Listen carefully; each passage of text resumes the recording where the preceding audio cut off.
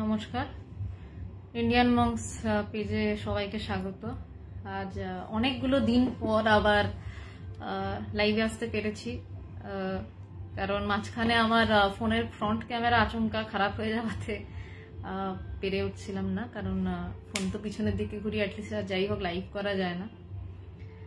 তো আজকে শুরু করছি আবার লাইভের যে ধারাবাহিক পর্যায়ক্রমটি চলতো সেখান থেকে একটু সরে এসে আজকে ইতি তোমাদের ভগবান থেকে ভগবান যে চিঠিগুলো লিখতেন বেদান্ত সাধনা থেকে ইন্ডিয়ান মঙ্কসে আমি প্রতি শুক্রবার আলোচনা করার চেষ্টা করি।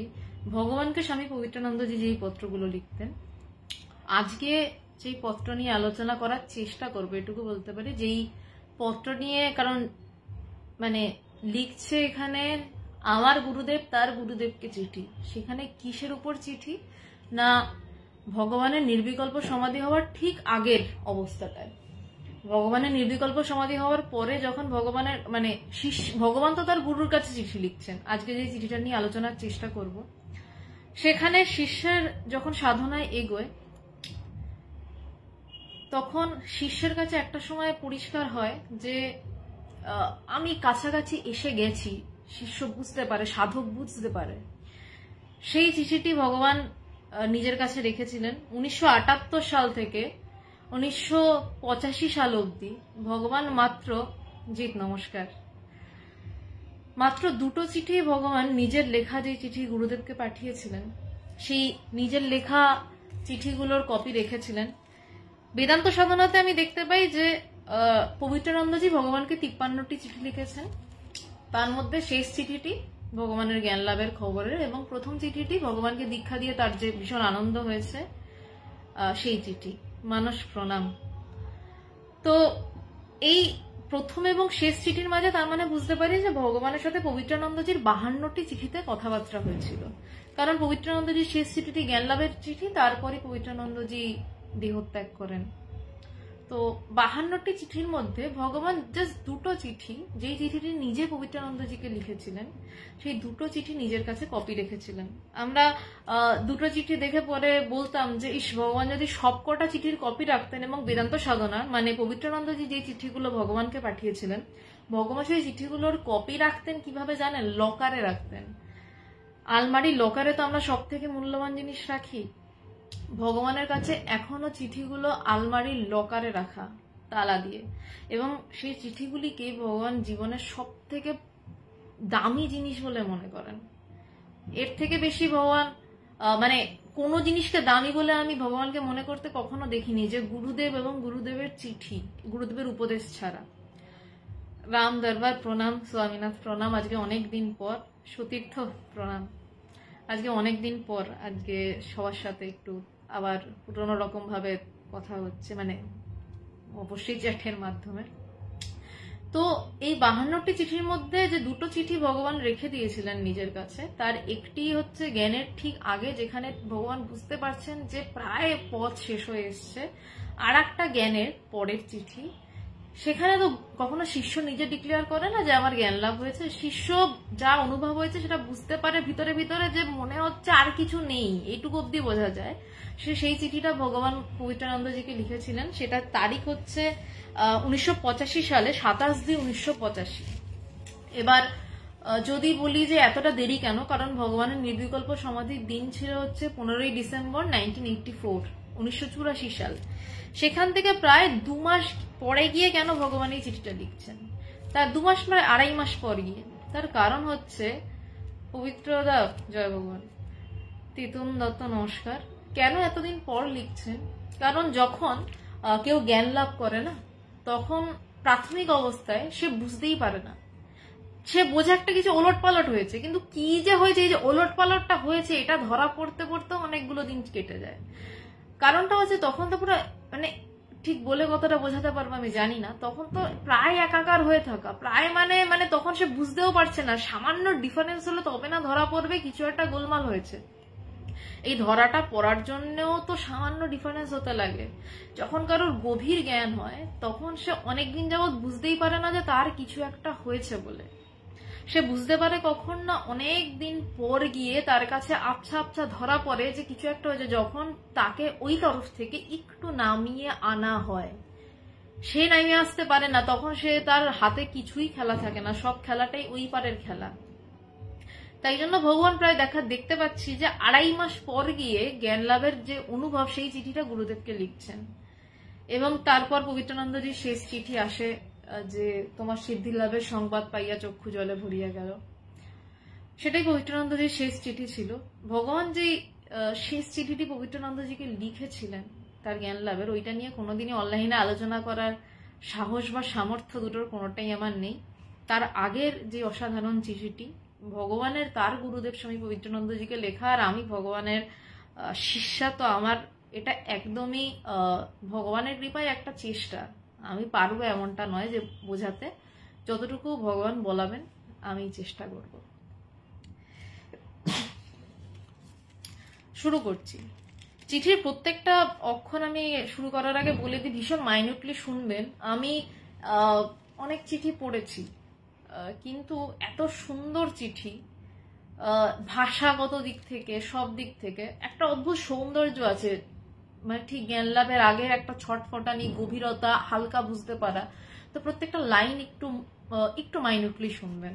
আমার কথা নয়, যে লাইনগুলো ভগবান লিখেছেন সেটার কথা বলছি। তাহলে আপনাদেরও বুঝতে সুবিধা হবে, আর কোথাও অসুবিধা হলে আমায় জিজ্ঞাসা করবেন, আমি সাধ্য মতন চেষ্টা করব। যেটি শুরু করছেন ভগবান, শ্রী চরণেশু বাবা। পবিত্রানন্দজি ভগবানকে বেশ কিছু চিঠিতে নিজেকে গুরু মহারাজজি বলে পরিচয় দিলেও তারপর থেকে নিজেকে বাবা বলে পরিচয় দিতে শুরু করেছিলেন। কেন যদি বলেন যে সন্ন্যাসীরা সততই নিজেদেরকে বাবা বলে থাকে, না, সেই অর্থে পরিচয় দেননি। পবিত্রানন্দজি সেরকম সন্ন্যাসী ছিলেন না। কেন বাবা বলতেন? কারণ আধ্যাত্মিক জগতে শিষ্যের বাবা এবং মা দুটোই কিন্তু তার গুরু। পবিত্রানন্দজির একটা চিঠি ভগবানকে লেখার পর শেষে রয়েছে, ইতি তোমার বাবা এবং মা। মা কেন? তাকে সে লালন পালন করছে, আর বাবা কেন? তার ঔরসে তার নতুন জন্মের দিকে সে এগোচ্ছে। শিষ্য নতুন জন্ম মানে শিষ্যের জ্ঞান লাভই নতুন জন্ম, আর তো কিছু নয়। নতুন জন্ম আর কি বা হতে পারে একজন শিষ্যের জন্য? যোগাচার্য স্বামী পূর্ণানন্দ গিরি, প্রণাম, জয়গুরু। তো একজন শিষ্যের কাছে নতুন কিছু, সেটা একমাত্র নতুন কিছু বা কিছু গুরুর শিষ্যের থেকে কি পাওয়ার আছে? শিষ্য গুরুকে কি দিতে পারে? শিষ্য গুরুকে জ্ঞান লাভ দিতে পারে বলবো না, জ্ঞান লাভের আনন্দটা দিতে পারে, এবং এই জ্ঞান লাভটাও গুরু কৃপাতে হয়। সেই জন্যই পবিত্রানন্দজি বলছেন, ইতি তোমার বাবা এবং মা, তারপর বাবা বলে লিখতেন। তো গুরুকে আমরা অনেক কিছু দিই, এটা দিচ্ছি ওটা দিচ্ছি, ভাবি বোধহয় অনেক কিছু দিয়ে ফেললাম। আসলে আমরা না কোনোদিনই গুরুকে কিছুই দিতে পারি না। তার কারণ গুরুর একমাত্র খুশি, গুরুর একমাত্র তৃপ্তি শিষ্যের মুখের ওই একটা ভিতর থেকে যে শিষ্য হেসে উঠবে, যে সে পেয়ে গেছে সেই পাওয়ার হাসিটা, এবং গুরুর মুখের হাসি, তখন আর কোনো কথা থাকে না। ওই মুহূর্তটাই গুরুর জন্য শ্রেষ্ঠ। কিন্তু সেটাও আমরা গুরুকে দিতে পারি না, তার কারণ ওই মুহূর্তটাও গুরুই রচনা করেন। গুরুর রচনা করা মুহূর্ত গুরুকেই উপহার দেওয়া। রবীন্দ্রনাথের ভাষায় যদি বলি যে গঙ্গা জলে গঙ্গা পুজো করা।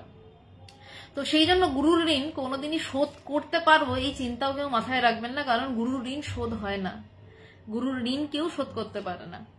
বাবা মার ঋণ তাও শোধ করা যায়, হ্যাঁ, খারাপ ভাবে নেবেন না, যেটা ঘটনা সেটাই বলছে। কিভাবে শোধ করা যায়? এই জ্ঞান লাভ করে।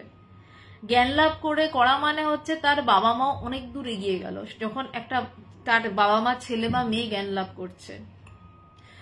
কিন্তু সেইভাবে বাবা মার ঋণ, পিতৃঋণ মাতৃঋণ শোধ হয়, কিন্তু গুরু ঋণ কিছুতেই শোধ হয় না। তার কারণ এই যে জ্ঞান লাভ করছে তাও গুরু কৃপায়, তো কিভাবে সে ঋণ শোধ করবে? তো ভগবান আজীবন তারপর থেকে গুরুদেবকে বাবা বলেই ডেকে এসছেন। তো সেই চিঠিটি যখন লিখছেন, ভগবান লিখছেন, শ্রী চরণেশু বাবা, যতই দিন যাইতেছে ততই তোমার উপর ভক্তি, শ্রদ্ধা, ভালোবাসা বাড়িতেছে। এই চিঠিটি আমি বেশি বড় করে বলতে পারবো না, আমি একটা একটা লাইন মাফিকই যাচ্ছি। সবাইকে নমস্কার, আমি চিঠিতে ঢুকে গেছি, আমি এখন আর কারোর সাথে কোনো কমেন্টে যাচ্ছি না, শেষের পরে আবার কথা হবে। যতই দিন যাইতেছে ততই তোমার উপর ভক্তি, শ্রদ্ধা, ভালোবাসা বাড়িতেছে। বলছে ক্রমাগত বাড়ছে। কি করে বাড়ছে? যদি গঙ্গার উৎসের দিকে যাই, তখন কিন্তু তত স্রোত গঙ্গার বাড়তে থাকবে। কলকাতার গঙ্গা যদি কেউ একটু হাত ডোবাও, তো হাতটা গঙ্গার স্রোতে বিশাল সরিয়ে নিয়ে চলে যাচ্ছে তা নয়, আরেকটু উপরের দিকে ওঠো গোমুখের কাছাকাছি, কাছাকাছি মানে আমি বলছি ধরো হরিদ্বারে যান, ওখানের গঙ্গায় হাত দেওয়া মানে কনখলের গঙ্গাতে মানে স্পিডে একটা স্রোত, মানে আমি উৎসের কাছে যাচ্ছি। ভগবান এখানে বলছেন যতই দিন যাইতেছে ততই তোমার উপর ভক্তি শ্রদ্ধা ভালোবাসা বাড়িতেছে। কেন না ভগবান উৎসের কাছে যাচ্ছেন। গুরু কোথায় থাকেন? নয় উৎস মুখে, গোমুখে নয়, গুরু নিজের ভেতরের উৎস মুখে থাকেন। সেই জন্য যত তিনি তার কাছে যাচ্ছেন, প্রেম বাড়ে কখন? যত কাছে আসে। আমরা কাছে যাওয়া মানে কি ভাবি? বাইরে থেকে কাছে যাওয়া না, ভিতর থেকেও কাছে যাওয়া হয়। এই ভিতর থেকে কাছে যাওয়াটাই আধ্যাত্মিকতা, বাইরে থেকে কাছে যাওয়াটা জাগতিকতা, জাগতিক বিষয়। যখনই ভিতর থেকে যত কাছে যাচ্ছেন গুরুর প্রতি, ততই ভক্তি শ্রদ্ধা বিশ্বাস ভালোবাসা বাড়ছে। কারণ গুরুর উৎস যত কাছে যাচ্ছে স্রোত তত বেশি পাচ্ছে। বুঝতে পারছেন যে আরো করে যে গুরু কি জিনিস, গুরু কি করতে পারেন। আচ্ছা সাউন্ড আসছে না? একটু অন্যরা কেউ বলতে পারেন সাউন্ড আসছে কিনা? প্রসূন বাবু বলছেন যে সাউন্ড আসছে না, যদি কেউ একটু দয়া করে জানান তো খুব সুবিধা হয়। তো ভগবান আমাদেরকে একটা কথা বারবার বলেন যে কথাটা এখন হয়তো আগের থেকে পরিষ্কার, ভবিষ্যতে হয়তো আরো পরিষ্কার হবে, মরার দিন অবধি হয়তো আরো পরিষ্কার হতে হতে যাবে। মানুষ অনেক ধন্যবাদ।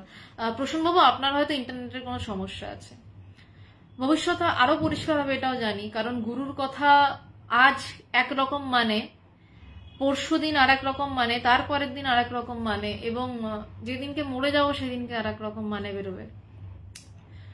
আচ্ছা সাউন্ড ক্লিয়ার আসছে, থ্যাংক ইউ চৈতালি। সুমন তোর জন্য ইম্পর্টেন্ট, শোন। তো ভগবান যেটা বলেন আমাদেরকে বারবার, কথাটা কখনোই বুঝতাম না, সেভাবে বুঝতাম না, এখন হয়তো একটু একটু ধরা পড়ে কথাটা, যে তুই তোর আধ্যাত্মিকতা কতটা বাড়বে সেটা তুই বুঝতে পারবি তোর আমার প্রতি ভালোবাসা কতটা বাড়ছে। এটার মধ্যে তুই আধ্যাত্মিকতা বুঝতে পারি। ভগবান ঠিক বসে থাকতেন, বিছানায় বসতেন, আমরা হয়তো আমি মাটিতে বসে রয়েছি, এভাবে দেখিয়ে বলতেন তফাৎটা, যে তোর আধ্যাত্মিকতা যতটা বাড়বে তত তোর আমার প্রতি ভালোবাসা যতটা বাড়বে তুই বুঝবি তোর আধ্যাত্মিকতা ততটা বেড়েছে। একটা সময় বলতেন যে তোর আমার প্রতি টান যতটা বাড়বে তুই বুঝতে পারবি আর তোর আধ্যাত্মিকতা ততটা বেড়েছে। অশোক বাবু ওম নমঃ নারায়ণা, ধন্যবাদ, প্রণাম। তো এই কথাটা তখন আমি হোস্টেলে পড়তাম, 17-18 বছর বয়স। তো আমি অবাক হতাম, বুঝতাম না। এখন যেন কিছুটা ধরা পড়ে যে কেন বলছেন যে তোর আমার প্রতি টান যতটা বাড়বে বা তোর আমার প্রতি ভালোবাসা যতটা বাড়বে তত তুই বুঝবি যে তুই আধ্যাত্মিকতার দিকে এগোচ্ছিস। কারণ আমার যদি গুরুর প্রতি টান বা ভালোবাসা কম থাকে তার মানেটা কি? আমি আমার ভিতরের অন্তঃস্থিত যিনি অন্তরে গুরু, সেই গুরু আর বাইরে দেহধারী গুরু তো আলাদা নয়, দুটো আলাদা দেখতে লাগে। একটা সময় পর এটা বোধ হয় যে আমার সেই ভিতরের গুরু আর বাইরের যিনি, তিনি কোথাও গিয়ে আলাদা নয়। এমনকি আমার সাথে গুরুরও যেখানে কোনো তফাৎ খুঁজে পাওয়া যায় না। আধ্যাত্মিকতার শেষ কথা শঙ্করাচার্যের নির্বাণ ষটকমে যেটা রয়েছে, যে গুরু নাই বা শিষ্য, যেই জায়গায় গিয়ে গুরু শিষ্যের দেখাও মেলে না সে বড় বিষম ঠাই, গুরু শিষ্যের দেখা নাই। আধ্যাত্মিক চর্চা এই জন্য। কিন্তু এই যে গুরু শিষ্য দেখা নাই, এইটার জন্য কোথায় আসতে হবে? নিজের সেই ভিতরের অন্তঃস্থিত গুরুর সাথে একাকার হতে হবে, এবং যত আমি তার কাছে যাব আমার তত একটা টান বাড়বে বাইরেও। কারণ আমি যদি মনে করি এখন যে আমি গোমুখ ট্রেকিং করতে যাব, চন্দ্রা কাকিমা জয় ভগবান, প্রণাম। চন্দ্রা কাকিমা লাইভে রয়েছে, আমি একটু জাস্ট ইন্টারাপ্ট করছি।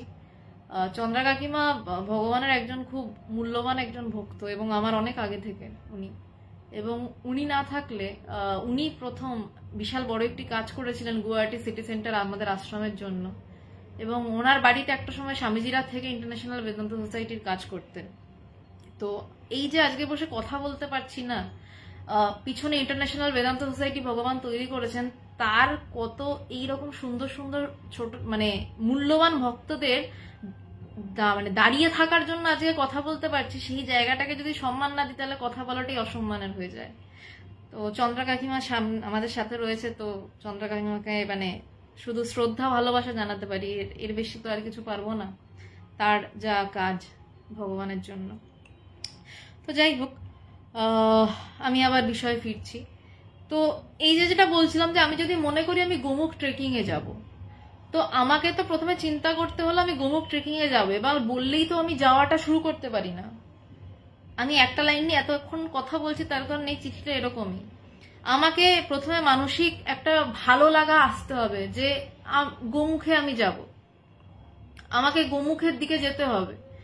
এবার আমার ভালো লাগাটা কি করে আসবে না, আমি যতই জায়গাটার সম্পর্কে জানবো, জায়গাটার সম্পর্কে শুনতে পারবো, জায়গার আশেপাশের হয়তো ছবি দেখছি, আগেকার দিনে ভ্রমণ কাহিনী থাকতো পড়ছি, তত আবার জায়গাটার প্রতি যাওয়ার আসক্তি বাড়ছে, আমায় যেতে হবে। ঠিক যেমন গুরুর মুখে যখন শুনি যে বাইরে কোথাও কিছু নেই, ভিতরেই ঈশ্বর রয়েছে, ভিতরেই গুরু বসে আছেন, তখন আমার ভিতরে একটা চাহিদা জন্মায় আধ্যাত্মিক জগতের প্রথমে, যে গুরু চাহিদাটা জন্মানো করান যে তোকেও সেই জায়গাটা বুঝতে হবে, তোকে সেই জায়গাটায় পৌঁছাতে হবে। গুরু কখনো বলেন না যে আমি সেই জায়গায় পৌঁছে গুরু হয়ে গেছি, তুই কোনোদিন এই জায়গা বুঝতে পারবি না, পৌঁছাতেও পারবি না, তুই শুধু শিষ্যই হয়ে থাক। একথা কোনোদিন কোনো গুরু বলেন না। গুরু সবসময় এটা বলেন যে আমি যেই জায়গাতে পৌঁছেছি তুইও সেই জায়গাতে পৌঁছাতে পারবি, পারলে তুই আরো বড় হয়ে যা, পারলে তুই আরো আরো অনেক বেশি গভীরে চলে যা, কিন্তু তুই সেই জায়গাটায় পৌঁছা। তো যখন এই পৌঁছানোর কথা বারবার গুরু বলছেন, তখন ভিতর থেকে ওই সেই গোমুখের ট্রেকিং এ যাবো একটা চাহিদা তৈরি হয়। কারণ কলকাতায় তো গঙ্গা পাচ্ছি, কিন্তু তারপরেও আমি উৎসতে যেতে চাইছি, আরো দুর্গম জায়গা দিয়ে ওই সুন্দর গঙ্গার তীব্র ধারা দেখতে চাইছি। কেন চাইছি? কারণ আমার ভিতরে চাহিদা তৈরি হচ্ছে। এবার যত আমি যাচ্ছি, এখান থেকে দিল্লি গেলাম, দিল্লি থেকে গোমুখের দিকে ট্রেকিং এ, মানে ওখান থেকে ঋষিকেশ হরিদ্বার হয়ে, মানে ওই দিক থেকে রাস্তা রয়েছে, আমি যাইনি, আমি জানি না। তো যত আমি কাছে যাচ্ছি গোমুখে, তত কিন্তু আমার ভিতরে চাহিদা বাড়ছে, আর গঙ্গা স্রোতও পাশে বাড়ছে। শুধু আমার চাহিদা বাড়ছে তা নয়, এক পক্ষের বিষয় নয় কিন্তু এটা। কলকাতা থেকে হরিদ্বার পৌঁছাচ্ছি, গঙ্গা স্রোত অন্যরকম, কনখল যাচ্ছি আরেক রকম, প্রয়াগ যাচ্ছি আরেক রকম। সেখান থেকে যত উঠছি তত কিন্তু শুধু যে আমার গঙ্গার উৎসমুখ দেখার চাহিদা বাড়ছে তা নয়, গঙ্গার স্রোতও কিন্তু আমাকে উল্টো ভাবে দিচ্ছে। দুটোই কিন্তু সমানুপাতিক, আমার চাহিদা এবং গঙ্গা স্রোতের ধারা। ঠিক তেমনি যখন আমি নিজের ভিতরে আমার নিজের অন্তর্স্থিত গুরুকে উপলব্ধি করতে চাইব, এবং যত আমি সেই দিকে যাব, হাঁটা যত লাগাবো সেই পথে, যত ভিতরে সেই গুরুর কাছে পৌঁছাবো, তত কিন্তু গুরুর প্রতি শ্রদ্ধা, ভক্তি, ভালোবাসা আমার বাড়তে থাকবে। দুটো কিন্তু সমানুপাতিক। যদি আমি এখন বলি যে আমার গুরুর প্রতি সেরকম ভালোবাসা নেই, অথচ আমি আধ্যাত্মিক জ্ঞান লাভের জন্য দৌড়াচ্ছি, হতে পারে না। গুরুই একমাত্র যে তোমাকে আধ্যাত্মিক জ্ঞান লাভের জন্য তার সবকিছু দিয়ে তোমাকে জগতের থেকে আধ্যাত্মিক দিকে ঠেলে পাঠাচ্ছেন। তো সেখানে কিভাবে হতে পারে যে তোমার গুরুর প্রতি ভালোবাসা বাড়ছে না, তুমি গোমুখের দিকে যাচ্ছ না, আর তোমার গঙ্গা স্রোত বাড়ছে? হতে পারে না। গঙ্গা স্রোত যদি বাড়তে হয়, গুরুর দিকে দৌড়ানোও বাড়তে হবে। এবং একটা সময় পর যখন গোমুখ দেখে, তখন তার কিন্তু আর কোনো ভাষা থাকে না, সে বসে পড়ল, সে বসে পড়ে প্রাণ ভরে ওই দৃশ্যটাকে সুন্দরভাবে দেখতে লাগলো। তখন তার আর হাঁটাও নেই, তার আর চিন্তাও নেই কবে পৌঁছাবো গোমুখ। তেমনি যখন গুরু কৃপায় সেই জায়গায় পৌঁছে যাওয়া যায়, তখন শুধুই রেস্ট। গোমুখ থেকে তো আবার ফিরে আসার ব্যাপার আছে, কারণ হেঁটে যাওয়া, যে এখানে তো হাঁটাও নয়, এখানে তো গেল মানে মিশে গিয়ে একাকার হলো। তারপর গঙ্গার জলে যদি পড়ে যেতে হয়, গোমুখ ধাক্কিয়ে এমনি কলকাতা পাঠিয়ে দেবে, যে জ্যান্ত বা মৃত। তেমনি ভিতরের গোমুখে যদি পৌঁছানো যায় না, তখন এখানে মৃতের কোনো স্থান নেই, তখন সে চিরজীবন্ত, চিরজ্যান্ত হয়ে ফেরত পাঠায়। সেই স্রোত আবার গঙ্গার জলে ভেসেই সে আবার জগতে মুখ তুলে তাকায়, কিন্তু সেই যে মুখটুকু তুলছে সেটাও সেই গঙ্গার জলে ভেসে থাকা অবস্থাতেই। কোনো মতেই সে গঙ্গা থেকে পুরো ওঠে না। কোনো জ্ঞানী যার নির্বিকল্প সমাধি হয়েছে গুরু কৃপায়, সে কোনোদিনই সম্পূর্ণ ওঠে না। গুরু কৃপায় সে ডুবেই থাকে, ডুবে থেকে একটু মাথা বাড়িয়ে কথা বলে এবং আবার সে মাথা ডুবিয়ে নেয়। ডুবিয়ে নেয় বলাটা ভুল, ডুবিয়ে দেয়। যখন ওঠায় তখন সে ওঠে, যখন ডোবায় তখন সে ডোবে, যখন তাকে দিয়ে কথা বলে তখন সে কথা বলে, যখন তাকে চুপ করিয়ে রাখে সে তখন চুপ থাকে। তখন যদি তাকে আপনি একটা বিশাল ধর্মসভার সামনেও ফেলে দেন, তার ভিতর থেকে যদি কথা না বলান অন্তঃস্থিত গুরু বা সেই পার বা ঈশ্বর বা মহামায়া যাই বলুন, তাহলে তার কিন্তু একটা শব্দ বেরোবে না। আবার হয়তো সে 1-to-1 কথা বলছে কারোর সাথে, সেখানে হয়তো দারুণ কথা বলছে। স্বামী বিবেকানন্দের আমরা অনেক দুর্ধর্ষ বই দেখি, কিন্তু স্বামীজির বেস্ট বই দেববাণী, যেটা স্বামীজি 1000 আইল্যান্ডে সেখানে গুটি কয়েক ভক্তকে নিয়ে গেছিলেন। সেখানে প্রায়শই স্বামীজি সমাধিস্থ থাকতেন এবং সমাধি থেকে উঠতে যা বলতেন সেটা ওরা লিখে রাখতো। সেই বইটি দেববাণী। স্বামীজির জীবনের শ্রেষ্ঠ কথাগুলি দেববাণীতে লেখা। কিন্তু স্বামীজি এত লেকচার দিয়েছেন, লেকচারগুলো তো দুর্ধর্ষ, কিন্তু সব থেকে দুর্ধর্ষ এইটা, কারণ স্বামীজি সমাধিস্থ থাকতেন, ডুবতেন এবং উঠতেন, যখন ইচ্ছা হতো কথা বলতেন, আবার ডুবে যেতেন। তো এই ডোবা ওঠা কোনোটাই তার নিজের হাতে থাকে না। যখন সেই পার থেকে খেলা হয় তখন খেলাটা অন্যরকমই হয়। তো ঠিক তেমনই প্রথম লাইনটায় ভগবান বলছেন যে যতই দিন যাইতেছে ততই তোমার উপর ভক্তি, শ্রদ্ধা, ভালোবাসা বাড়িতেছে। সত্য ধীরে ধীরে যেন পরিষ্কার হইতেছে। কেন ভালোবাসা বাড়ছে, ভক্তি শ্রদ্ধা কেন বাড়ছে, তার কারণটা পরে ভগবান নিজেই বলছেন যে সত্য ধীরে ধীরে যেন পরিষ্কার হইতেছে। আজকের বিষয়টি হচ্ছে যে এই যেনটা কি মায়াবাদ। ভগবান এই চিঠিতে অনেকগুলো যেন ব্যবহার করেছেন, কারণ ভগবানের জ্ঞান লাভের আগের মুহূর্তের চিঠি এটা। তখন যেন, কিন্তু, পরন্তু, হয়তো, বা এই শব্দগুলো থাকে। জ্ঞান লাভের পরেই যেনটা আর থাকে না, কিন্তু থাকে না, পরন্তু থাকে না, কেন কি কিচ্ছু থাকে না, তার আগে অনেক কিছু থাকে। তো ভগবানের এই চিঠিটা জুড়ে যেন অনেকবার ইউজ করা। তাই আজকের টপিকটার নাম হচ্ছে যেন কি মায়াবাদ। এটাও ভগবানের লাইন লেখা রয়েছে এখানে, যাই হোক আমি যাচ্ছি। ভগবান বলছেন সত্য ধীরে ধীরে যেন পরিষ্কার হইতেছে। ভগবান এখানে কিন্তু বললেন না সত্য পরিষ্কার হয়েছে। সত্য যখন পরিষ্কার হয় সে তখন ধীরে ধীরে হয় না, এই ঝট করে সত্য পরিষ্কার হয়। ঠাকুরের একটা অসাধারণ কথা বহুবার বলেছি, আবার বলছি, ভবিষ্যতে আবার বলবো। 1000 বছরের অন্ধকার ঘর একটা দেশলাই জ্বালালেই আলোকিত হয়। একটা দেশলাই জ্বালিয়ে একটু একটু করে আলো হয় না, যে 1000 বছরের অন্ধকার একটু একটু আলো দিই না। 1000 বছরের অন্ধকার ঘর কিভাবে আলোকিত হয়? ঝাট একটা দেশলাই জ্বালানো হলো, ঘর আলোকিত হয়ে গেল। তো ঠিক তেমনই তার আগে অব্দি মনে হয় যেন সত্য ধীরে ধীরে পরিষ্কার হচ্ছে। সত্য পরিষ্কার হওয়ার পর আর ধীরে ধীরে থাকে না, কিছু থাকে না, তখন আলো দপ করে জ্বলে গেছে ভিতরে। নিজের ভিতরে এই দপ করে আলো জ্বলাটাই জ্ঞান। সূর্য দপ মানে ঝাট করে ওঠে, কখন উঠবে সেটা কেউ জানে না, সেই মহেন্দ্রক্ষণটা কেউ জানে না, আচমকাই সেটা ওঠে। কিন্তু তার আগে ওই সূর্যের একটা আভা দেখা যায়। সূর্য সকালে ওঠে কিন্তু ঝাট করে ওঠে, তার আগে একটা আভা দেখা যায়, যে আভাতে আকাশের বোঝা যায় ভোর হচ্ছে বা ভোর হবে। এটা আমরা বলি যে এই আকাশ পরিষ্কার হয়ে এসছে। ঠিক তেমনই ভিতরের আকাশ যখন, চিদাকাশ যখন পরিষ্কার হতে থাকে, তখন বোঝা যাচ্ছে সত্য ধীরে ধীরে যেন পরিষ্কার হইতেছে। তার কাছে পরিষ্কার নয় যে এরপরেই সত্য, কারণ সে তো সত্যটা আগে দেখেনি। ভগবান তো আগে সত্যটা সেভাবে জানেন না। সেভাবে মানে কি, তিনি জানেন না, তার কাছে সত্যটা নতুন। তিনি প্রথম সূর্য ওঠা দেখছেন। তো সে বুঝতে পারছেন যে ভগবান যে কিছু একটা পরিষ্কার হচ্ছে, তাই বলছে যে ধীরে ধীরে যেন পরিষ্কার হইতেছে। আনন্দের উৎসমুখের সন্ধান যেন পাইতে চলিয়াছি। বলছেন যে আনন্দের উৎসমুখের সন্ধান, যেটার পিছনে 1978 সালে সেই যে দীক্ষা নিলেন, তারপর থেকে যে দৌড়াচ্ছেন 1984 সাল অব্দি, 78, 79, 80, 81, 82, 83, 84, 6টা বছর কোনো দিকে খেয়াল নেই। ভগবানের এই কথাটা বলতে গেলে ভগবানের বিষয় একটু বলতেই হচ্ছে যে তার আরো কি কি ছিল। তিনি খুব নাম করা একজন নাট্যকার ছিলেন আসামে, মালিগাঁওতে। তিনি নাটক পরিচালনা করতেন, অভিনয় করতেন এবং তার নামে হাউসফুল টিকিট বিক্রি হতো। তিনি সেই নাটক গুরুদেবের একটা কথাতে ছেড়ে দিয়েছিলেন, যে ঢাকের বদলে নরুন পেলাম তাক দুমা দুম দুম, একটা চিঠিতে লিখেছিলেন। বেদান্ত সাধনার আলোচনায় সেই চিঠিটি আসবে।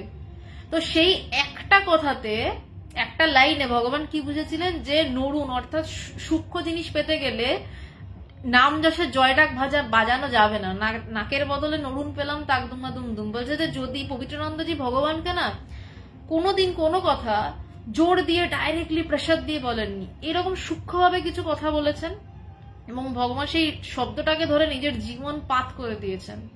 পবিত্রানন্দজি ওই যে একটা লাইন বললেন, সেই লাইনটা শুনে ভগবানের সূক্ষ্মতম মন বুঝতে পারলো ভগবানের বিচার শক্তি মারাত্মক।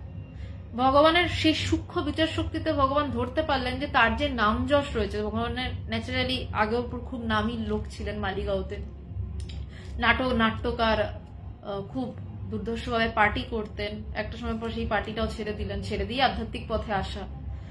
তো এই যে নাম যশের জয়ঢাক না ছাড়লে আত্মজ্ঞানের জন্য যে সরু যে সূক্ষ্মতাটা সেটা পাওয়া যাবে না। ভগবান ইনস্ট্যান্ট নাটক ছেড়ে দিলেন এবং তারপর তাকে অনেকে রিকোয়েস্ট করেছিল যে একটু নাটক দেখাও বা নাটক করো। ভগবান কোনোদিন স্টেজে উঠে নাটক করেননি।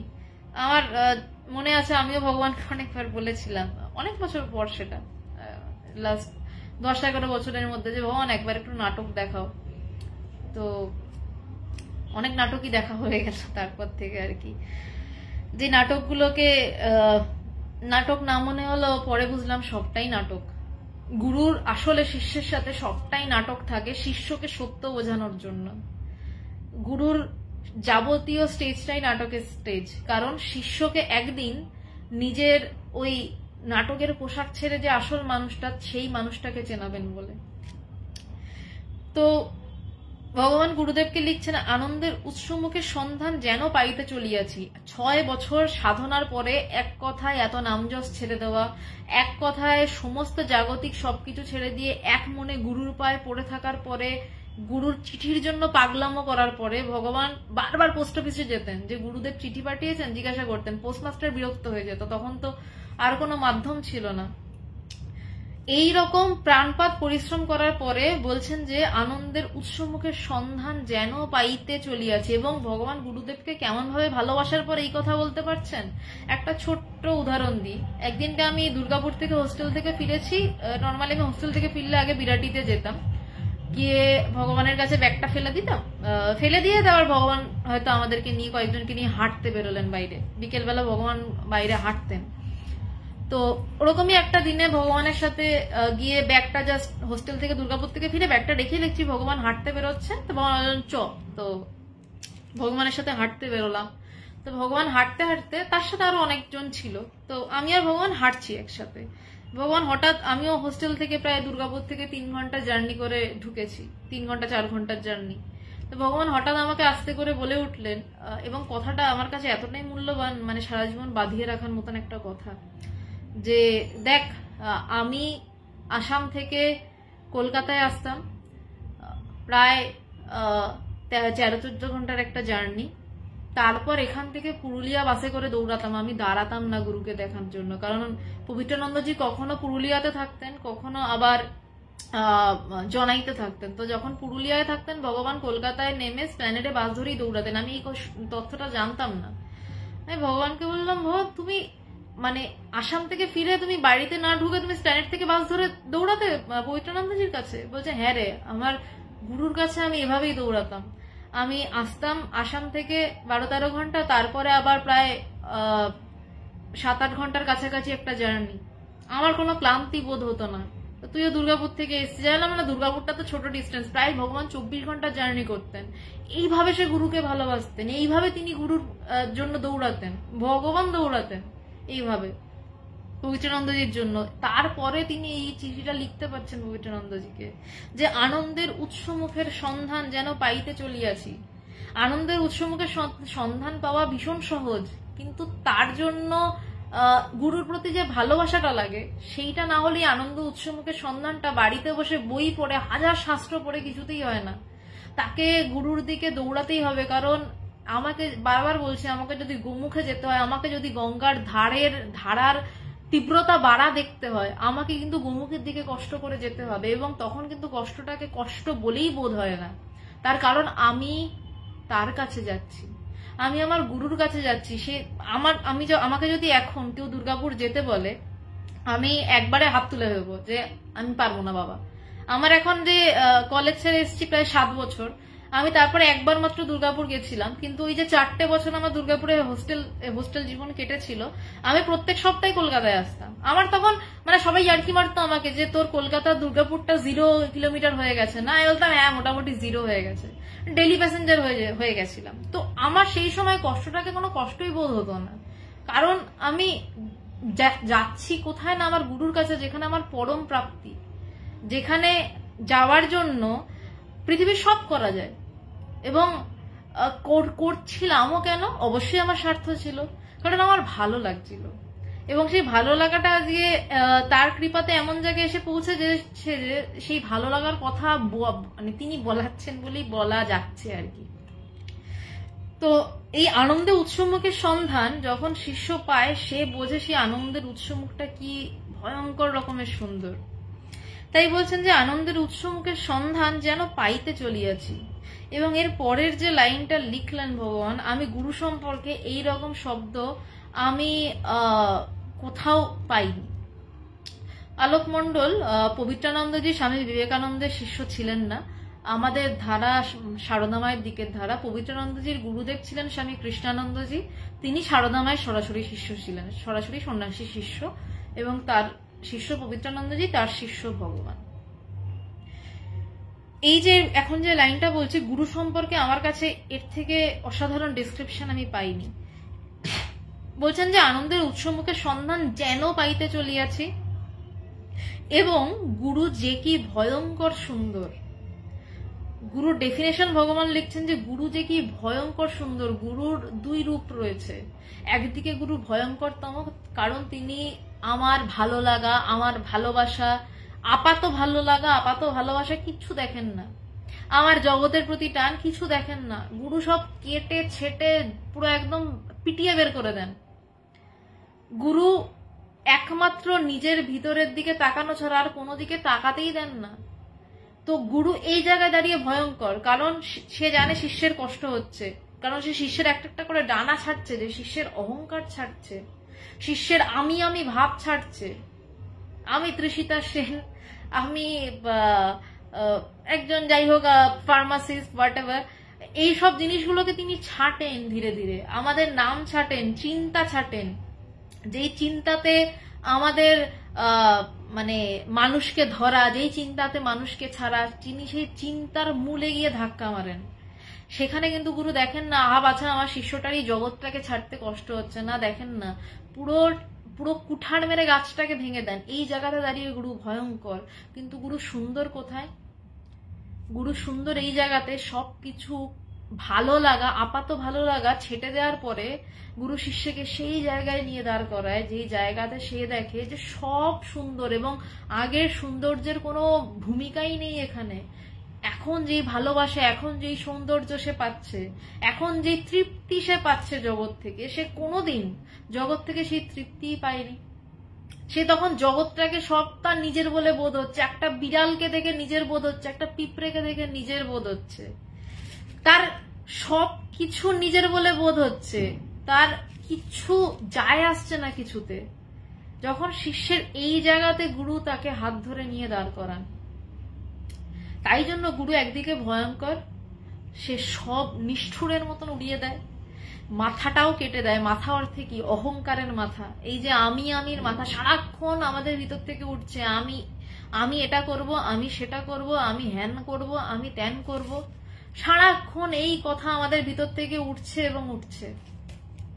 সেই ওঠার মাথাটাকে গুরু কেটে দিলেন, এবং তার সাথে যেই জায়গায় নিয়ে দাঁড় করালেন সেখানে সব প্রাপ্তি, যেখানে মানুষ চিরজীবিত, যেখানে মানুষের জন্মও নেই, যেখানে মানুষের মৃত্যুর দুঃখও নেই, যেখানে গুরুও নেই। গুরু কিন্তু নিজের জায়গাটা রেখে শিষ্যকে এই জায়গাতে পৌঁছালেন না, গুরু নিজের জায়গাটাও জলাঞ্জলি দিয়ে দিলেন, তার গুরু ভাবটাকেও জলাঞ্জলি দিয়ে দিলেন। তার তো গুরুর তো কখনোই আমিত্ব থাকে না, তাহলে সে গুরুই নয়, কিন্তু তারপরও একটা গুরু ভাব নিয়ে তাকে শিষ্যকে বোঝাতে হয়, কারণ শিষ্যকে বোঝাতে গেলে তার গুরু ভাব ছাড়া সম্ভব নয় শিষ্যকে সেই সমুদ্র পার করানো। তিনি কিন্তু সেই নিজের গুরু ভাবটাকেও ছেটে বের করে দিলেন। গুরু এতটাই ভয়ঙ্কর, তার সাথে এতটাই সুন্দর। আমি জানি না ভগবান যেটা ভেবে লিখেছিলেন তার 0.0001%ও সেই বোধে এই কথাগুলো হয়তো পৌঁছালো না। আমার বোধে যেটুকু পৌঁছালেন ভগবান, আমি সেটুকু বলতে পারলাম। বলছেন যে এই লাইনটা বলছেন যে তাহা যেন পরিষ্কার হইতেছে। প্রথম লাইনটায় কি বললেন? সত্য ধীরে ধীরে যেন পরিষ্কার হইতেছে, আনন্দের উৎসমুখের সন্ধান যেন পাইতে চলিয়াছি। তার পরের চিঠিতেই তিনি সেই আনন্দ পেয়ে গেছেন। বলছেন যে উৎসমুখের সন্ধান যেন পেতে চলেছি, বুঝতে পারছি খুব কাছে গোমুখ, এবং গুরু যে কি ভয়ঙ্কর সুন্দর তাহা যেন পরিষ্কার হইতেছে। গুরু যে কি অসম্ভব সুন্দর সেটা আমার কাছে যেন পরিষ্কার মনে হচ্ছে, পুরোটা পরিষ্কার নয় কিন্তু যেন বুঝতে পারছি। যেন জ্ঞান স্থির থাকিতেছে এবং অস্থির হইয়া নাচিয়া বেড়াইতেছে। ঠাকুরের এই কথাগুলো কিন্তু ভগবান এই কথাগুলো ঠাকুর বলছেন কি জ্ঞান স্থির হইতেছে, অস্থির হইয়া নাচিয়া বেড়াইতেছে, এবং সাপ হেললে দুলল সাপ স্থির থাকিল সেই সাপ। ঠাকুর রামকৃষ্ণদেবের এই কথাগুলো ভগবান কি বলছেন যে যেন জ্ঞান স্থির হইতেছে, কারণ তার কাছে তো ধরা প্রায় পড়ে গেছে, পুরোটা ধরা পড়েনি, সরি। যেন জ্ঞান স্থির হইতেছে এবং অস্থির হইয়া নাচিয়া বেড়াইতেছে। বলছে জ্ঞানটা স্থির হচ্ছে, যেন যেন স্থির হচ্ছে। যেনটা কেন বললেন? কারণ জ্ঞান যদি সত্যই স্থির হয়ে যেত তাহলে জ্ঞানের আর কোনোদিনই অস্থির হয়ে নিচে বেড়ানোর কথাই নয়। জ্ঞান কোনোদিনই অস্থির হয়ে নাচে না। আমাদের মনে হয় যেন জ্ঞান অস্থির হয়ে নেচে বেড়াচ্ছে। যদি বলি কেন, এই যে কথাগুলো শুনছেন, নানা চিন্তার বুড়বুড়ি হয়তো মাথাতে কাটছে। একটু পরে হয়তো আপনারা ডিনার করতে যাবেন, রাত্রের খাবার খেতে যাবেন, তারপর শুয়ে পড়বেন। সেই একই মন নিয়ে যেটা দিয়ে আপনারা শুনছেন সেই মনটা নিয়ে খেতে গেলেন, সেই মনটাই শুয়ে পড়লো এবং হয়তো গভীর ঘুমে তলিয়ে গেল। উঠে বললেন বাহ দারুণ ঘুমিয়েছি, সেই একই মন কিন্তু এতগুলো ভূমিকা পালন করছে। সে এই ভগবানের এই চিঠিটার লাইনগুলো শুনছে, সেটা নিয়ে চিন্তা করছে, সেটা নিয়ে আবার খেতে যাচ্ছে, খেয়ে আবার শুয়ে পড়ছে, আবার উঠে বলছে ভালো ঘুমালাম। কিন্তু এর পিছনের যে সত্তাটা, সে কিন্তু প্রত্যেক মুহূর্তে স্থির। সে কিন্তু যখন গভীর ঘুম সেখানেও সে সদা জাগ্রত এবং স্থির। সে কিন্তু সেই মানে ঘুমের ঠিকানা দিচ্ছে উঠে যে আমি দারুণ ঘুমিয়েছি। সে এখন বুঝতে পারছে আমি এই চিন্তা করছি, আমায় খেতে যেতে হবে, যেন দেখাচ্ছে সে অস্থির, কিন্তু সে ভিতরে এক মন। যদি একই না মন হতো তাহলে এত কাজ কিন্তু করা যেত না। সেই সত্তা যদি না একভাবে দাঁড়িয়ে থাকতো, তার উপরে মন দৌড়ে বেড়ায়। রাস্তা দেখেছেন, রাস্তার উপর অনেক গাড়ি ছোটে, রাস্তা কিন্তু একটাই। সেই রাস্তার উপর কতগুলো গাড়ি ছুটলো বা না ছুটলো এটা রাস্তার বিষয় নয়। ঠিক তেমন জ্ঞান স্থিরই থাকে, কিন্তু জ্ঞান লাভের আগে মনে হয় জ্ঞান যেন স্থির হইতেছে, কারণ সে স্থির দিকে যাচ্ছে। তাই মনে হচ্ছে যে বোধহয় জ্ঞানটা স্থির হচ্ছে, আবার মনে হচ্ছে যে না জায়গায় যায়নি, কারণ জ্ঞানটা আবার অস্থির হয়ে নেচে বেড়াচ্ছে। সাপ হেললে দুললেও সাপ, স্থির থাকলেও সাপ, মানেটা পরিষ্কার হচ্ছে। বলতেন যে সাপ, এটা ঠাকুরের কথা, এগুলো সমস্তই কথাগুলো পবিত্রানন্দজি ভগবানকে চিঠিতে লিখতেন যে সাপ হেললে দুললেও সাপ, সাপের বীজ থাকে। সেই সাপটা যখন নড়াচড়া করছে, কাউকে ছোবল মারছে, তখনও সে যেমন সাপ। সে যখন চুপচাপ শুয়ে রয়েছে এক জায়গায়, তখনও কিন্তু সে সাপ। তাকে যদি একটু খোঁচা মারা হয়, সে কিন্তু উঠে একটা ছোবল দিলে শেষ, হয়তো ফটো হয়ে ঝুলতে হতে পারে। সাপের একটা ছোবলই যথেষ্ট, কিন্তু সে তার সাপত্য কি কখনো যায়? সে শুয়ে থাক বা সে ছোবল মারুক, দুটো অবস্থাতেই কিন্তু তার সাপত্য রয়েছে। তো তাই বলছে যে সাপ হেললে দুললেও সাপ, স্থির থাকলেও সাপ, মানে সেই জ্ঞান। যখন জ্ঞানটাকে আমরা ব্যবহার করছি এ ভালো এ খারাপ উল্টাপাল্টা চিন্তাই, এ খুব জঘন্য প্রচন্ড তার নামে নিন্দে করছি, তখনও কিন্তু আমার সেই জ্ঞানটাই কাজে লাগছে। এ ভালো বা খারাপ কি হিসাবে বলছি, তার যার নামে বলছি সে ভালো বা খারাপ, তার কাছে কিন্তু তার আমার কাছে খারাপটা তার জন্য ভালো, আবার আমার কাছে যেটা ভালো তার জন্য সেটা খারাপ। সে কিন্তু তার জ্ঞানে সে স্থির, আবার আমার জ্ঞানে কিন্তু আমি তার ভালো খারাপ বিচার বিবেচনা করছি। তার মানে এই জ্ঞানটা লাফালাফি করছে, কিন্তু তাতে কি জ্ঞানটাই তো ভালো বলছে বা খারাপ বলছে, আবার সেই জ্ঞানটাই আবার হয়তো স্থিত হয়ে আত্মজ্ঞান লাভ করার চেষ্টা করছে, আবার হয়তো সে উঠে দৌড়াচ্ছে। এই কাজ করব সেই কাজ করব, আবার কিন্তু সেই জ্ঞানটাই স্থিত হয়ে ধ্যান করছে যে আমি তাকে জানবো। একটা সময় এই ওঠা নামার খেলা চলতে চলতে একটা সময় পর গিয়ে জ্ঞান নিজেকে নিজের কাছেই নিজে পৌঁছাতে চায়, এবং যখন সে পৌঁছে গেল তখন খেলা শেষ। তাই বলছেন যে সাপ হেললে দুললেও সাপ, স্থির থাকলেও সাপ, মানেটা পরিষ্কার হচ্ছে। স্থির জ্ঞান যেন অস্থির হইয়া যাইতেছে।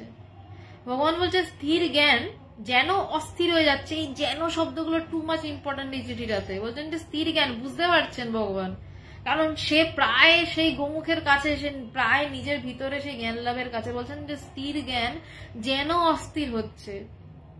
স্থির জ্ঞানটাকে যেন মনে হচ্ছে একটু অস্থির, কিন্তু জ্ঞানটা যে স্থির সেটা ভগবানের কাছে ধরা পড়ে গেছে যে জ্ঞানটা স্থির কিন্তু যেন অস্থির হচ্ছে। সে বলছে না যে আমার জ্ঞানটা অস্থির হচ্ছে, বলছেন যে যেন অস্থির হচ্ছে, মানে তার কাছে প্রতিভাত হচ্ছে বা দেখাচ্ছে জ্ঞানটা অস্থির হচ্ছে। তাই সে ভগবান বলছেন যে স্থির জ্ঞান যেন অস্থির হইতেছে, অস্থির হইয়া যাইতেছে, অখণ্ড যেন খণ্ডাকারে প্রতিভাত হইতেছে। অসাধারণ। বলছেন যে অখণ্ড, সেই অখণ্ড সত্তা যেখানে কোনো খণ্ড বিখণ্ডের প্রশ্ন নেই, যেখানে আমি তুমির জগৎ নেই। বলছেন যে সেই অখণ্ড ভগবানের কাছে তখনও খণ্ডাকারে যেন প্রতিভাত হইতেছে, কিন্তু ভগবান বুঝতে পারছেন যে আসলে তাহা অখণ্ডই, সেখানে খণ্ডের কোনো জায়গা নেই, তাই কিন্তু তাও দেখাচ্ছে। তাই জন্য এই চিঠিটা জ্ঞানের আগের চিঠি, ঠিক আগের মুহূর্তের চিঠি। বলছেন যে অখণ্ড যেন খণ্ডাকারে প্রতিভাত হইতেছে। অখণ্ডটাকে যেন মনে হচ্ছে খণ্ড, যেন মনে হচ্ছে আমি তুমির জগৎ, কিন্তু সেটা যে যেন আমাদের কাছে কি আমি তুমির জগৎটাই আসল, আমি তুমির জগৎটাই সত্য। কিন্তু যে এই জ্ঞান লাভের কাছে পৌঁছে যাবে সে বুঝবে যে আমি তুমি দেখছি বটে, কিন্তু এইটা আদেও সত্য নয়। তাই তিনি বলছেন যেন। জ্ঞান লাভের পর বলবে ধুর এই কিছুই নেই, এ কিছুরই অস্তিত্ব নেই, কিন্তু ঠিক আগের মুহূর্তে এই কথাগুলোই আছে যে যেন অখণ্ড যেন খণ্ডাকারে প্রতিভাত হইতেছে, অখণ্ড আমি যেন মম ও তৎপরে ইদং রূপে খণ্ডিত পদ দেখাইতেছে। কেমন ভাবে খণ্ডাকারে দেখাচ্ছে, লাইনটা আবার একটু মন দিয়ে শুনবেন, আমি ধীরে যাচ্ছি।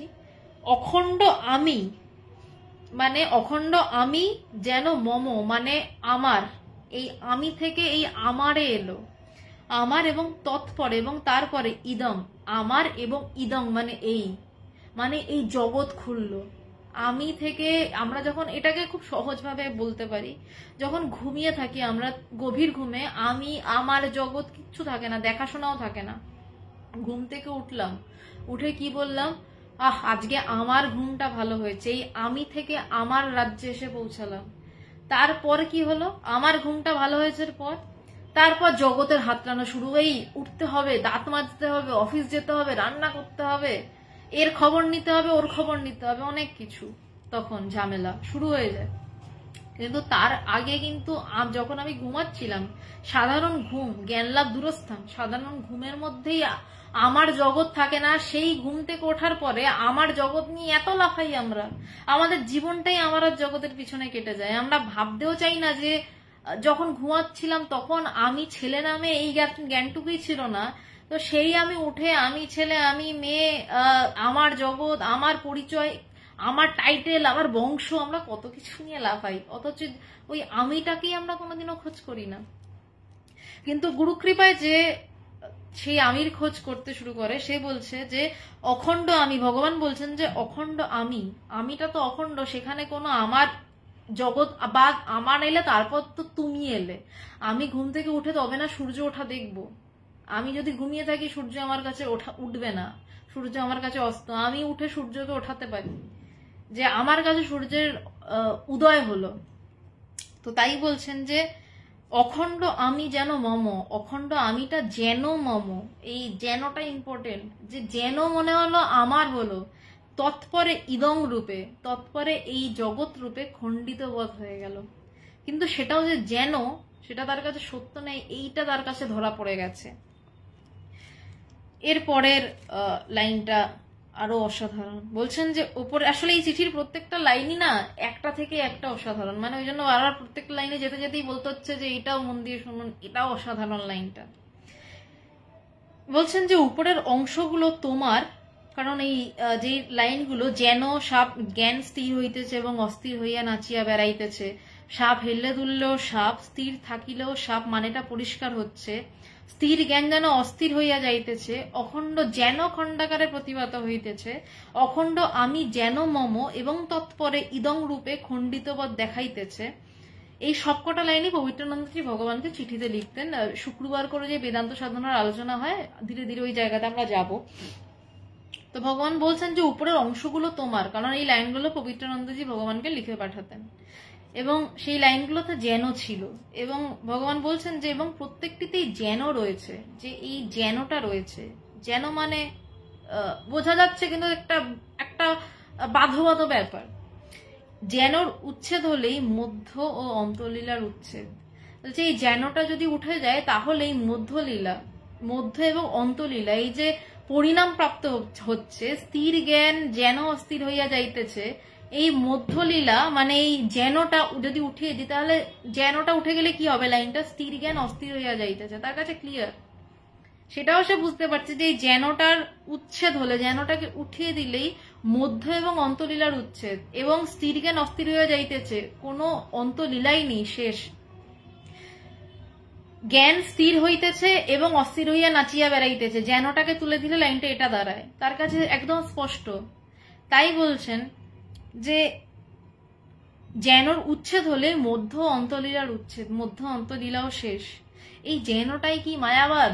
ভগবান প্রশ্ন করছেন গুরুদেবকে। এক প্রকার তিনি নিজেই নিজেকে প্রশ্ন করছেন, তার কাছে তো ধরা পড়ে গেছে এই যেনটাই আসল, যে এই যেনটাতেই সবকিছু লুকিয়ে, যেনটার মধ্যে এই বাধ্যবাধকতাটা লুকিয়ে, ব্রহ্মের থেকে দূরত্ব লুকিয়ে, বা গুরুর থেকে দূরত্ব লুকিয়ে, বা জ্ঞান লাভের থেকে দূরত্ব লুকিয়ে, সবগুলোই একই কথা। ওই যেনটাকে যেই ভিতর থেকে উপরে দেওয়া যাবে বা উপরে যাবে, তখনই খেলা শেষ। উপরের অংশগুলো তোমার এবং প্রত্যেকটিতেই যেন রয়েছে, যেনর উচ্ছেদ হলেই মধ্য এবং অন্তলীলার উচ্ছেদ। এই যেন কি মায়াবাদ? এই মায়াবাদের উপরেই কিন্তু অদ্বৈত তত্ত্ব দাঁড়িয়ে রয়েছে, কারণ এইটুকু উঠিয়ে দেওয়া মানেই তার কাছে কিন্তু জ্ঞানের রাস্তা একদম পরিষ্কার, এবং সে জ্ঞান লাভ করে ফেললো। এই মায়াবাদটা যতক্ষণ না ক্লিয়ার হচ্ছে, যতক্ষণ না আমরা মায়াকে চিনতে পারছি, ততক্ষণ কিন্তু মায়া পথ ছেড়ে দাঁড়ান না। তারপর ভগবান বলছেন যে তোমার ভাবনা চিন্তাকে কেন্দ্র করে এখানে একটি আলোচনা চক্র গড়ে উঠেছে, এই অদ্বৈত বেদান্তের চর্চা চলছে। ভগবান গুরুর প্রতি এতটাই অনুরক্ত যে তার ভাবনা চিন্তাকে কেন্দ্র করে ভগবানের ইন্টারন্যাশনাল বেদান্ত সোসাইটি তৈরি, এবং তারও আগে ভগবানের রেলের কোয়ার্টারেই একটা আলোচনা চক্র হতো, যেখানে এই আধ্যাত্মিক কথাবার্তা নিয়ে আলোচনা হতো। সেখানে কিভাবে সেই আলোচনা চক্রটা গড়ে উঠেছে? ভগবানের নিজের ভাবনা চিন্তাকে কেন্দ্র করে বলছেন না, ভগবান কি বলছেন যে তোমার ভাবনা চিন্তাকে কেন্দ্র করে। তার মানে এই লাইনটাতে বোঝা যাচ্ছে যে সে কতটা তার অহং শূন্য, আমি ভাব শূন্য। নয়তো বলতেন যে তোমার এখানে অদ্বৈত বেদান্তের ভাবনা চিন্তাকে কেন্দ্র করে একটা চক্র চলছে, বা আমি চালাচ্ছি, চলছে বলতেন না, চক্র চালাচ্ছি। তিনিই তো কথা বলতেন সেই আলোচনা চক্রে, কিন্তু তিনি কি বলছেন? তোমার ভাবনা চিন্তাকে কেন্দ্র করে। তিনি কতটা নিবেদিত প্রাণ, বা তার অহংকার কতটা শূন্য হয়ে এসছে। এখানেও একটি আলোচনা চক্র গড়ে উঠেছে, বললেন না গড়ে তুলেছি, তার উৎসাহিত হয়েছে। ভগবান বললেন না, বললেন গড়ে উঠেছে। তার মানে সে ভীষণ কাছে জ্ঞানের, সে বুঝতে পারছে কোথাও তার কর্তৃত্ব বোধ নেই, এক ফোঁটা কর্তৃত্ব বোধ কোথাও তার নেই। এই অদ্বৈত বেদান্তের চর্চা চলছে, চালাচ্ছি বললেন না, অদ্বৈত বেদান্তের চর্চা চলছে। চলছে মানে চলছে, ওই পাঠ থেকে চালানো হচ্ছে, কর্তৃত্ববোধ প্রায় শূন্য অবস্থা। তারপর বলছেন তোমার স্মরণ মনন চলছে প্রতি মুহূর্তে। বলছে তোমার স্মরণ মনন প্রত্যেক মুহূর্তে চলছে। তার মানে গুরুদেবের চিন্তা ভাবনা, তার চিন্তা ভাবনা, তার কথা। স্মরণ মানে তার চিন্তা, মনন মানে তার কথাগুলো নিয়ে আলোচনা করা, নিজের ভেতরে আলোচনা করা। একটা আলোচনা হয় বাইরে, যেটা এখন করছি, আর একটা আলোচনা হয় ভিতরের আলোচনা। এই বাইরের আলোচনা তখনই করা সম্ভব হয় যখন গুরু কৃপা করে বলেন যে এবার তুমি বাইরের মানুষকে কথা বলতে চাও, তখনই এই বাইরের আলোচনা সম্ভব। তার আগে অবধি কিন্তু নিজের ভিতরে নিজের সাথে আলোচনা চলে। আমরা কিন্তু অহরহ প্রতিটি কাজ নিজের সাথে আলোচনা না করে করি না, আমরা আগে নিজের সাথে ডিসকাস করি যখন সেটা খুব ভালো করে ডিসকাস হয় তখন সিদ্ধান্তটা সঠিক হয়, যখন সেই ডিসকাশনে ভুল হয়ে যায় সিদ্ধান্তটা ভুল হয়। প্রত্যেকটা কাজ কিন্তু আমরা, সেটা আপনি জল খাওয়া বলুন, বাথরুম যাওয়া বলুন, রান্না করা বলুন, আমরা কিন্তু নিজের ভেতরে নিজের সাথে আলোচনা করে নিই। আমরা ধরতেই পারি না এই বিষয়টা যে আজকে এটা করব, এবং কেন করব সেটাও কিন্তু আমি জানি যে কেন করছি, কি জন্য করছি। কিন্তু আমরা যে এই যে নিজের ভেতরে রোজ আলোচনা করি বাইরের বিষয়ে কি করব সেটা নিয়ে, সেটা কিন্তু আমরা ধরতে পারি না। আমরা ভাবি যে আমি ভাবলাম, এইভাবে আমরা কথাটা বলি। আদতে কিন্তু নিজের সাথে আমি আলোচনা করে নিলাম। এই আধ্যাত্মিক জগতের আলোচনাও একটা ভিতরের আলোচনা, এবং এই আলোচনা যখন পরিণাম প্রাপ্ত হয় তখন এই যেনটা উঠে যায়। যেন, কিন্তু, পরন্তু, হয়, কেন, সমস্ত প্রশ্নচিহ্ন শেষ হয়ে যায়। তাই জন্য এখানে বলছেন যে এই তোমার স্মরণ মনন চলছে প্রতি মুহূর্তে। প্রত্যেক মুহূর্তে মনন কিভাবে চলছে? যখন ওই চিন্তা করতে করতে এক ফোঁটাও মানে ভগবান বলতেন আমাকে যে তৈল ধারাবৎ ঈশ্বর চিন্তা কর, এটা শাস্ত্রও বলছে যে যখন একটুও ছেদ পড়ে না তখনই শিষ্য জ্ঞান লাভের দিকে এগোয়। কারণ যদি সেই চিন্তায় ছেদ পড়ে বারবার, তাহলে তো আবার সেই চিন্তা শুরু করতে হচ্ছে। তো এই যখন আমরা পাহাড়ে উঠি না, তখন প্রাথমিকভাবে ওঠা বসা করতে করতে যাই, কিন্তু শেষের দিকে গিয়ে আমরা আর বেশি বসি না, একদম জায়গায় গিয়ে বসবো বলে আমরা দৌড় লাগাই। যারা ট্রেকিং করেন, যারা পাহাড়ে ওঠেন, তারা হয়তো জানেন এই বিষয়টা। ঠিক তেমনই স্মরণ মননটা যখন অবিচ্ছিন্ন হয়, যখন সেখানে কোনো ছেদ না থাকে, তখনই সে জ্ঞান লাভের কাছাকাছি পৌঁছায়। তাই বলছে যে তোমার স্মরণ মনন চলছে প্রতি মুহূর্তে। ভগবান বুঝতে পারতেন যে সেখানে একটাও ছেদ নেই। ভগবান তারপর গুরুর কাছে প্রার্থনা করছেন। যখন শিষ্যের মধ্যে এই প্রার্থনা চট করে কিন্তু বেরোয় না, যখন এই প্রার্থনা বেরোয় গুরু তার প্রার্থনা পূর্ণ করেন। ভগবান প্রার্থনা করছেন, আশীর্বাদ করো যেন উপলব্ধি করতে পারি তোমার অমোঘ মহাবাক্য। সে প্রার্থনা করছে কি না, পবিত্রানন্দজির একটা মহাবাক্যই পবিত্রানন্দজিকে বলে, নিরবিচ্ছিন্ন চৈতন্য অধিষ্ঠান রূপতা সর্বকালে সর্বদেশে। এই লাইনটার প্রত্যেকটা শব্দই একটা ব্যাখ্যার বিষয়। আমি যতটা পারি ছোট করার চেষ্টা করছি। নিরবচ্ছিন্ন মানে যেইখানে নিরবচ্ছিন্ন চৈতন্য, যেইখানে চৈতন্যের কোনো বিচ্ছিন্নতা নেই, যেখানে চৈতন্য উঠে বলছে না যে চৈতন্যর ওঠাও নেই, যেখানে চৈতন্যর পড়াও নেই, যেখানে চৈতন্যর ডোবাও নেই, যেখানে চৈতন্যের ভাষাও নেই, মানে ডোবা ভাষার কথা বলছি, শব্দ নয়। যেখানে চৈতন্য বলছে না উঠে যে আমার এটা, এই জগৎ, এই করব, কিচ্ছু বলছে না, যেখানে নিরবিচ্ছিন্ন চৈতন্য, যেখানে কোনো বিচ্ছিন্নতা নেই, যেখানে খণ্ডাকার নেই, যেখানে অখণ্ডের ঘর, সেই নিরবিচ্ছিন্ন চৈতন্য বলছে। ভগবান এই লাইনটা লেখার আগে লিখছেন, আশীর্বাদ করো যেন উপলব্ধি করতে পারি। গুরুর কাছে চাইছেন এবারে তোমার অমোঘ মহাবাক্য। পবিত্রানন্দজির যে মহাবাক্য, আমরা জানি আমাদের 4টে মহাবাক্য আছে শাস্ত্রে, ভগবান তার গুরুর মহাবাক্যকে মহাবাক্য হিসাবে ধরছেন।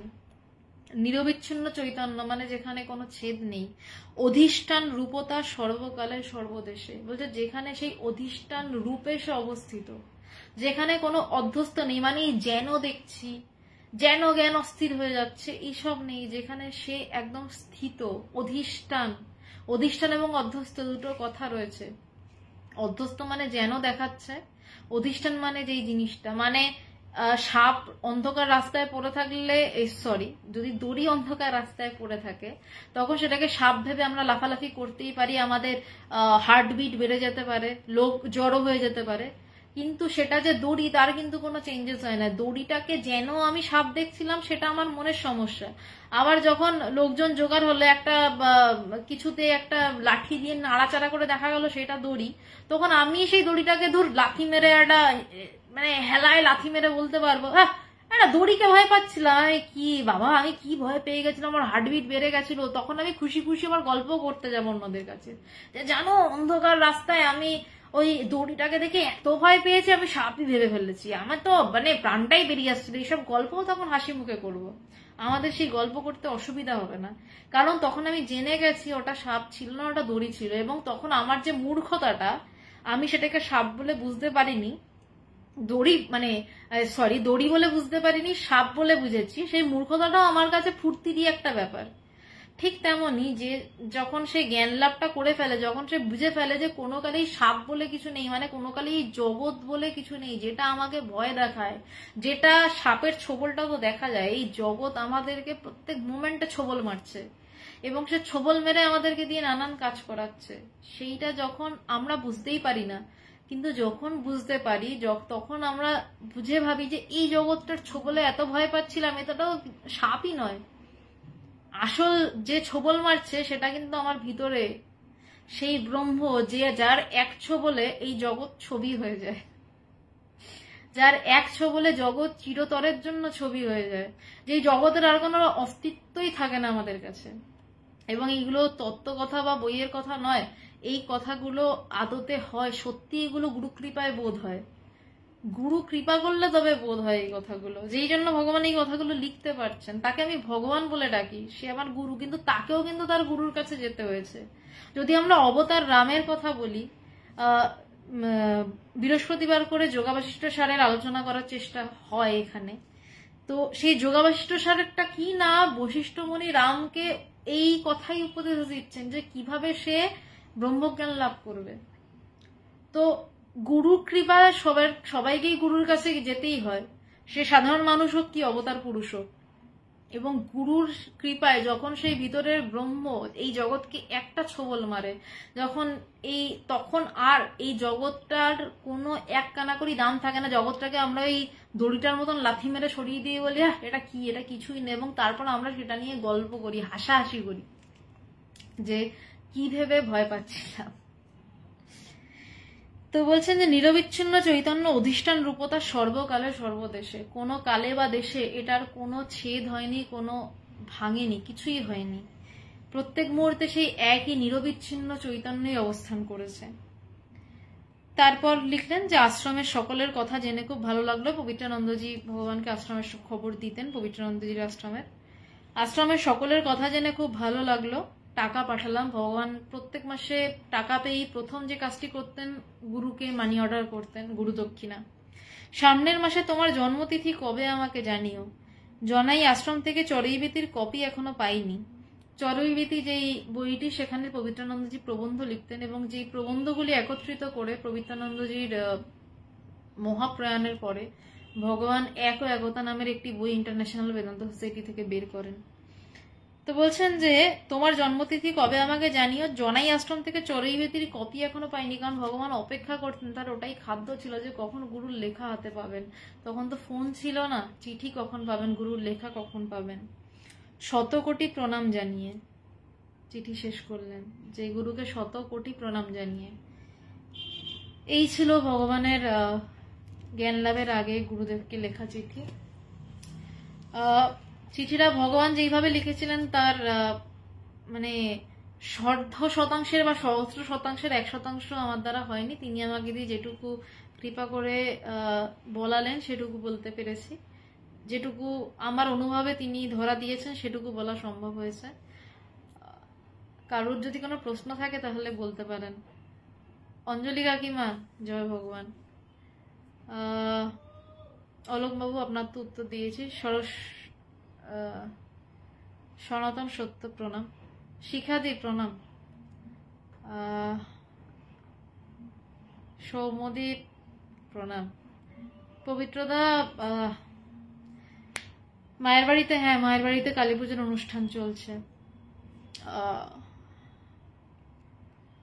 তাহলে শাশ্বতী দেব, নমস্কার। আজকে তাহলে এই অবধি থাক। মনে হয় না এই চিঠি পরে, মানে আমার ব্যাখ্যাটা কিছুই নয়, এই চিঠিটির শোনার পরে হয়তো কারোর কোনো প্রশ্ন থাকতে পারে। যদি কারোর প্রশ্ন থাকে আপনারা কমেন্ট করতে পারেন। আমি পরের লাইভে বৃহস্পতিবার 9টা থেকে 9:15 মধ্যে ইন্ডিয়ান মঙ্কস পেজেই লাইভ শুরু হবে। যোগা বাশিষ্ঠ সার থেকে যে আলোচনাটা চলছিল সেটি আবার শুরু করার চেষ্টা করব। তো বৃহস্পতিবার সন্ধ্যে 9টা থেকে 9:15 মধ্যে ইন্ডিয়ান মঙ্কস পেজে যোগা বাশিষ্ঠ সার থেকে আলোচনা হবে। তো সেই দিনকে আমি উত্তর দিতে পারবো, আর যদি কারোর এখন প্রশ্ন থাকে জানাতে পারেন, আমি চেষ্টা করতে পারি। সন্তোষ কর্মকার, আচ্ছা আপনি ভালো কাজই করছেন। রামপালজি মহারাজ প্রণাম, আমি তাকে তো চিনি না, কিন্তু আপনি আধ্যাত্মিক বই বিনামূল্যে বাড়ি পৌঁছে দিচ্ছেন, তো সুন্দর কাজ করছেন আপনি। হ্যাঁ রাখি দি, এটা তো সত্যি। নইলে এই কথাগুলো বলাটা সাধ্যে থাকতো না। চন্দ্রা কাকিমা জয় ভগবান। শুভাশিস সাইন, হ্যাঁ বলুন, কিছু বলবেন?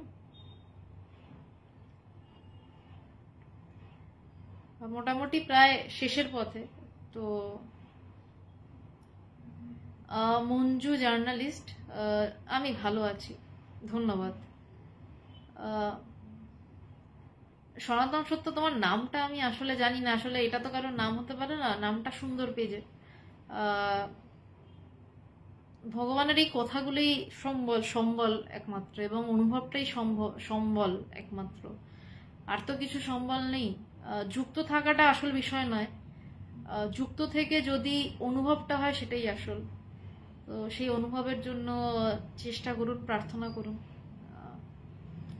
আচ্ছা সুভাষিস বাবু, আপনার যা মনে হচ্ছে কোনো কথা নেই, আপনি একটাই শব্দ বারবার লিখছেন, তাহলে আমি লাইভটা বন্ধ করছি। রাতও যথেষ্ট হয়েছে, 10:30 বাজে। বৃহস্পতিবার আবার 9টা থেকে 9টা 15-র মধ্যে ইন্ডিয়ান মুক্স পেজে দেখা হচ্ছে। নমস্কার।